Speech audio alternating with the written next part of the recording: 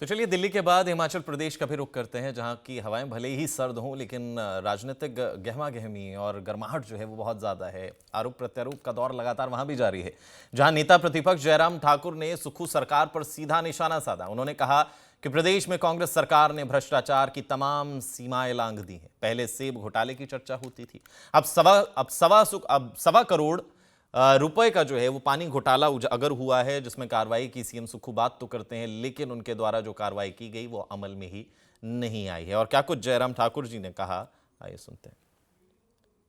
घोटाला एक नहीं, ये तो एक घोटाला जो है वो उजागर हुआ, जिसमें लगभग 1.25 करोड़ के करीब का वो घोटाला है।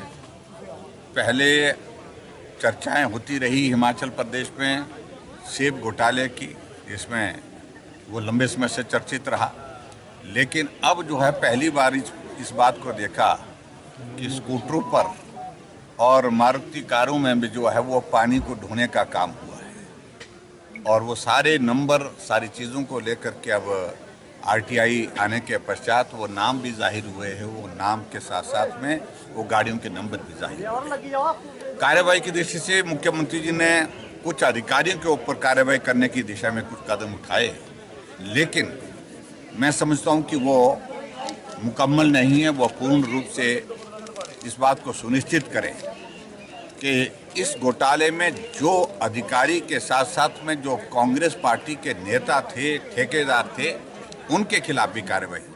तो चलिए दिल्ली के बाद हिमाचल प्रदेश का भी रुख करते हैं, जहां की हवाएं भले ही सर्द हों लेकिन राजनीतिक गहमा गहमी और गर्माहट जो है वो बहुत ज़्यादा है। आरोप प्रत्यारोप का दौर लगातार वहां भी जारी है, जहां नेता प्रतिपक्ष जयराम ठाकुर ने सुक्खू सरकार पर सीधा निशाना साधा। उन्होंने कहा कि प्रदेश में कांग्रेस सरकार ने भ्रष्टाचार की तमाम सीमाएं लांघ दी हैं। पहले सेब घोटाले की चर्चा होती थी, अब सवा करोड़ रुपए का जो है वो पानी घोटाला अगर हुआ है, जिसमें कार्रवाई की सीएम सुक्खू बात तो करते हैं, लेकिन उनके द्वारा जो कार्रवाई की गई वो अमल में ही नहीं आई है। और क्या कुछ जयराम ठाकुर जी ने कहा, आइए सुनते हैं। घोटाला एक नहीं, ये तो एक घोटाला जो है वो उजागर हुआ, जिसमें लगभग 1.25 करोड़ के करीब का वो घोटाला है।